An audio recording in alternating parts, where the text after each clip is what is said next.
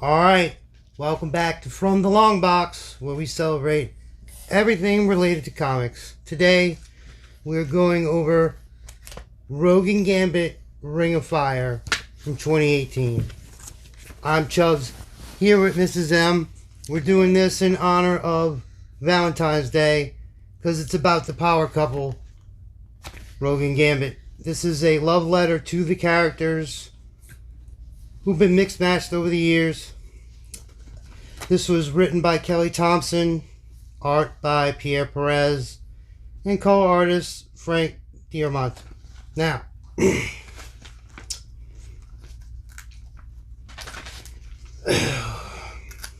story started off where you get the name of the island they use.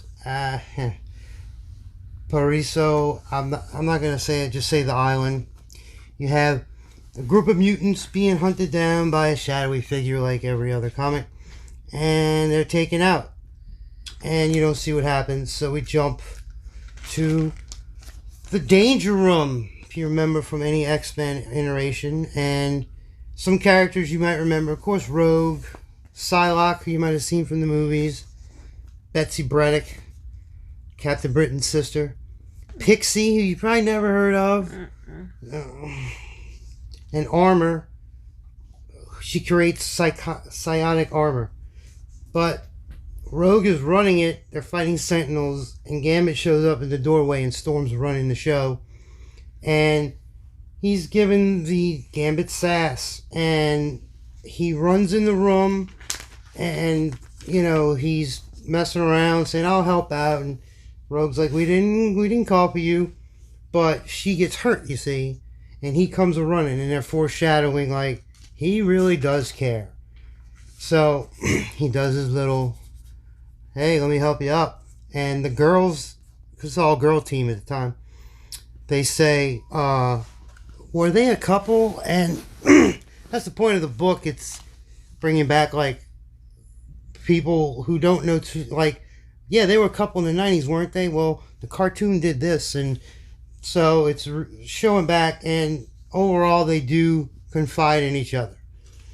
She does push him away a little bit because she knows she'll kill him. Right. Well, maybe. So, the head of the X-Men at this time is Kitty Pryde. Okay, Shadow Cat. Because Professor X, I believe, is still dead from Avengers vs. X-Men. Long story, but that's why she's there. And she says, she brings up the island and says, a lot of mutants seem to have gone there. Cerebra. It's not Cerebro. It's a female version now. Picked up on it. Rogue, I want you to check it out. And she's like, okay. What's the catch? I want you to take Gambit with you. And she's like, oh, when you get the movie moment. Like, no, I don't want to do that. Then you have them on the plane going to the island. And, you know, they bring up this funny moment where she kissed Deadpool, because I was in a comic not too long ago, and he brings it up, and she's like, well, you do that kind of stuff all the time. What are you talking about? So then they run into Dr. Grand, who runs the island and greets them, and they run into some other mutants who are like, yeah, this place is great. And so they make friends. They see their room, and everything seems okay, you know, nothing out of the ordinary. They go for a swim, so you can see everybody in their bikinis and such. And throughout it, they're talking about, you know, what could have been and what's going on. And so you get half of, what's this island stuff, and half, hey, we were great once, weren't we? To bring it back, then, they're trapped. And they're laying on a table tied up. And it comes back. Throughout this, you get the variant covers, which people drew different covers for different books. So you get, like, this would be number one, and then this is number one. And it's just a throwback to her 90s costume. Because you'll see that pop up. See, there's another one of their number one, and that's the X-Men, like, even in the movies, their first outfits is the blue and the yellow. Okay. So then you jump back to now, and she says, sorry about that. We needed to run tests on you. They find it funny. We were tied up. Then she changes the subject by talking about them. And like, well, since you're here, why don't we try and talk about it? And then it's, there's all the, like, there's Belladonna. There's her making out with Deadpool. I forgot who that is, but you see throughout their lives what happened and they're arguing. Because every couple argues. Right. But, so they go through, and she's like, well, maybe we'll get to the bottom of this. And you get one of their first times ever meeting. So that's why he's in the old outfit. And he's like, here's my coat, being a pimp. And that adventure they fought, and, I believe it is how they first met, because Rogue was a villain first, but he tries to put the charm on, but he doesn't know her powers. He throws the coat in his face. It's funny. Ha ha ha. So then we get a really cool moment where they're on the island. They're in the classic movie style air conditioning duct where people can fit in it, 2 people. But they show him using his thief skills to break into the office of the doctor to get more info. And the whole time they're talking, like about each other and stuff. So you have the island mystery and their stuff. And you get more of their first meeting where they really fought hard. Like, she really punches him. He charges his staff and throws it at her. And he was never really in that outfit too much, but I like that they use it in her old outfit, which is pure green. Even in the cartoon, she's in the all green. And it's cool. You get a lot of good fights in this. He throws his cards. And let me read this. I love this one here. She's like, hope that explosion wasn't supposed to actually hurt me. Supposed is S apostrophe. And he goes, no, that was barely a kiss, Cher. But that one, and he blows up the wall behind her. And in the end, he catches her and they make out. They don't explain at that time why it didn't hurt him.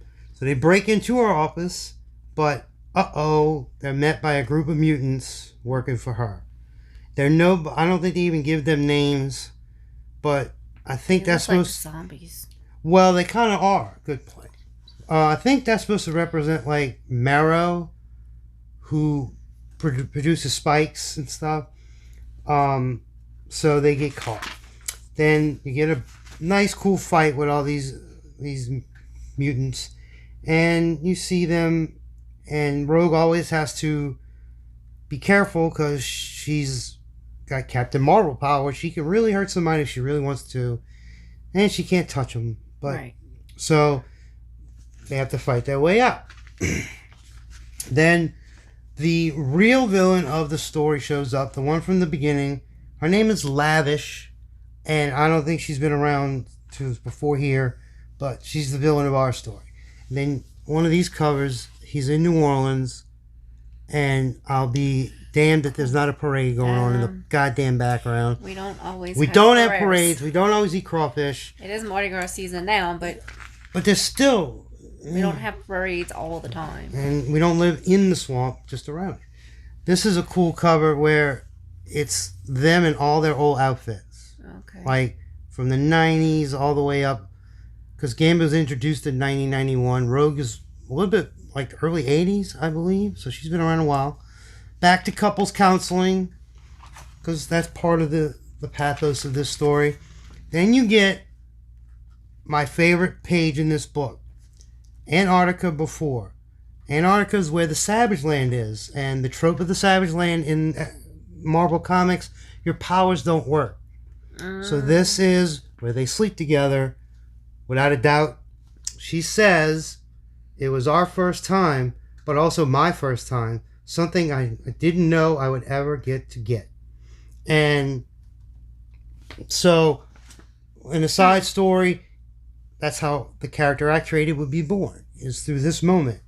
And I did read the comic back in the day that addressed it, but there's other ones where they don't say they slept together, but yeah, Gambit and Rogue were together. Now Gambit's in a coma for 3 months. So, but this is, she has no powers, boom. And it's pretty, so you can bring it to them. Then you get more of them in the island. You gotta love that. That's Rogue getting out the water and how's it going? Well, I think so they're having fun and swimming, and then they kind of address here and there that when they were given their blood or whatever, then they're strapped. Since they were strapped to the table, their powers are less. Like he says in one part, I can't even charge a card all the way. That's how they can kiss and touch. So that's the other part of the love letter to this comic run. It was only 5 issues, but it was great. It was like they always couldn't even kiss. Like she would put her hand gloved over his mouth and kiss her hand.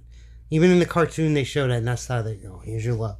So you get to see them, like, they do love each other. They're trying to work it out. They're remembering the good and the bad times. But what's going on here? So you get the other, to me, best page of the book where in current time, as of 2018, they sleep together. Their powers are less. And she says, so that happened? He said, indeed it did. There's no ands, if or buts about it. And it's because of the dampening of their powers. So I enjoy that it's not like obscure. It's not like they show the outside of the room and maybe. No. They show that. They're in there. So then we get back to the mystery part where this is the hospital on the island. Gambit uses his charm powers. That people always forget that he has part of his mutant power is charm. He charms his way through a situation. So he charms the person at the desk, and Rogue, they go in to find out what's going on. Because at this point, they can't find all the people they met. All the other guests they met and made friends with, and who are the mutants. And then they find them walking around like zombies. And they won't answer them. They got the white eyes, and they're like, oh, what's going on? Then they get into their X-Men mode. They get back into their outfits, and they're ready for battle. They go up to this wall. They don't know how they can get through. Gambit puts his hand up. It's not so powerful to blow everything. Breaks the wall in. And it's funny. She says, sweet nothings and kinetic explosions must be love. And it's funny.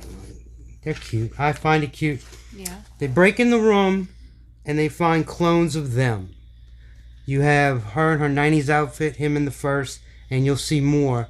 There was a time, like, even in the cartoon, they show him playing basketball. He's got the gloves, but just shorts. Huh. And they're like, oh, great. What's going on? And one of them comes to life. Well, they're alive, obviously. And they get blown through the wall. And you're like, oh, no. Then all the clones wake up. And you see all their old outfits in all their glory. And it's a great throwback. It's a love letter to, like, these guys have been around a while.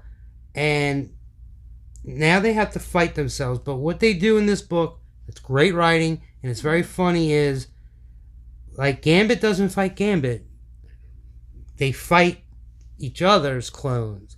And throughout, as they talk, they take out their aggression and problems on, like, they're mad at each other, but they'll beat the hell out of the clone instead of each other. And I think that's funny. Like, you see he kicks one of the rogues, and they're starting to get their actual powers back more and more. So you see, like, he's throwing his cards, and at the end, they're a pile of the bodies, and they're going to kiss, and oh no, Lavish shows up. And what Lavish is doing, she takes the memories out of them, puts them in the clones. And that's what gives the clones, like, say life, but that's how they come to be around. And this is when she says, you can call me Lavish. Not that you'll have a chance to call anyone. So I looked up Lavish, and I don't think she was around before this, but you need a villain, so here you are. Another variant cover. That's old, like when she was a villain. Then she looked like a skunk. Then they trade powers because of, like, I guess kissing and stuff. Yeah, I love seeing her with the red eyes, and he's flying. He looks goofy in her outfit. Yes. I'm not gonna lie. So then they're strapped back down on the table, and you get the villain monologue. You know, we're gonna take all the mutants and do this, and that's how we're gonna win. And before it gets too far, Gambit, using his thief powers, gets out, but then he charges her chains. I say chains, but what's keeping her down, and shoots Lavish in the face, which is great. And then you see how Lavish will take energy. I guess she's almost like an energy vampire-ish, but you see her sucking literally the essence of the people out, and then send in more clones. So they gotta go fight again. He puts something explosive in one of the rogue clones' mouths, blows her head off. Jesus. And it's funny because then they don't have to fight each other, which is, classic trope. Like, oh, of course. Then they jump back to show you this happened in real Marvel continuity, the wedding of Jean and Scott. Okay? And in that story, Rogue catches the bouquet because she flies over everybody. Not everybody can fly, but some can. And Gambit catches the boutonniere. And they show you like all the people, because he has his, like, I call them matrix skills, but he has agility, so he outclassed them. It's very cool that they throw back and he show him putting it on, and I think that's hot. Cause it didn't really do anything to him, but they show it. And what, you had a question? No, I said boutonniere, but I meant garter belt. Oh, I didn't catch that either. So you get, more clones, because it's them fighting, and they're not like weak mutants, so it's not an easy thing. And so in the end, she punches the head off of a Gambit, and the essence and the memories come shooting back. And that's always been her problem, is when she touches somebody, she doesn't just take their powers and energy, she gets their memories. If you remember she took her Captain Marvel's powers, like Carol kept showing up in her head. So then they go to the danger room. This is from before, and they're fighting the Avengers, and it's called the Avengers program because they can set it to be whatever they want. And it's cool to see that they took them out, even herself, because Rogue was an Avenger besides being an X-Men. So Cap and Iron Man, even I don't know how they would beat Thor technically, right? But it's cool to see. And then you see that she starts displaying more and more powers she's been taking from the clones and him and everybody else.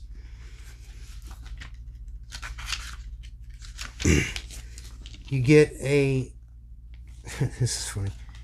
He pushes a rogue clone's face. Like, they really get enjoyment beating the hell out of each other, but not literally each other. And then they do fight themselves when there gets too many people to battle. And it's a cool display. It's, they break it up to where it's over the tables of the clones to show that they're in the big fight.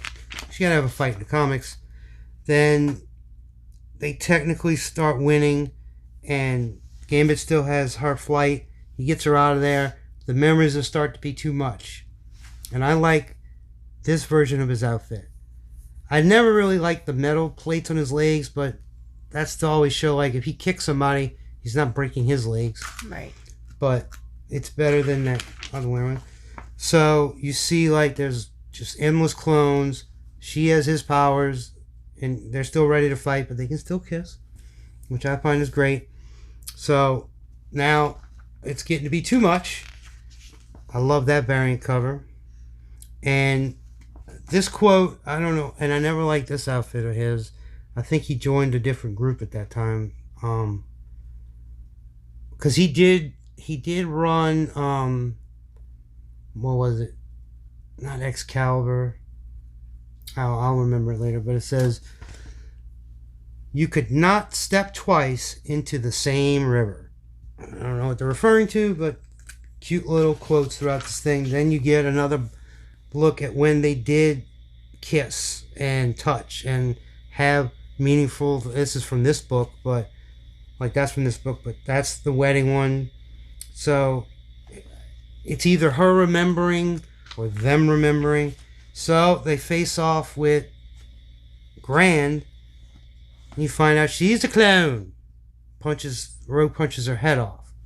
Then they flash back to Grand's story, where you see her either finding out she was a mutant at that time, or showing that she's kind of what they were doing with the clones. Like, she can take somebody's power, but I've never heard of her before, and I don't think she's around now. So I think Lavish and Grand are for these stories. Then they bring out the people from the island, and Rogue, like, obviously they can't kill these people, so it's funny. Rogue does her thing, and she starts taking more and more power, because she takes people's powers, and she gets everybody's power. Oh, wow. She sucks everything in that she can, all the people she was fighting, which helps them win the battle. And it takes Gambit to help calm her down, which, why not? That's the way you should do it. So they end up kissing again, but they save all the people, and they say their goodbyes. There's the Blackbird, and they take the mutants from the island to help them. They kiss again, because, now you get the best part of the book, where they're standing on the beach, it's sunset, the mission's over, the fight's over, and this leads into the next arc, which is Mr. and Mrs. X, their marriage, which just ended in 2019, as we're in 2020. So, when we get to that, I'm definitely going to read that. But I like this version of them. It's an easy story to digest. You get backstory, current story of them as a couple, what they've been through, how they get through it, and you find out later that yes, they get married and everything, but it's not as easy as everybody thinks. And it's not just because she can't touch anybody, because they've found ways around that. I personally want to know how they get through the marriage if all this is gone and they got their powers back. So we'll find that out when we get to that. But for this Valentine's Day, I thought it'd be great to show it, and I hope you liked it, because it's about love and how to get through it. And they dealt with their anger issues a different way. But if anybody hasn't read it, I suggest you do. I'm going to try and put the link in the description. So, Rogue and Gambit, Ring of Fire. Check it out if you can. This was From the Long Box. I'm Chubbs with Mrs. M. Over and out.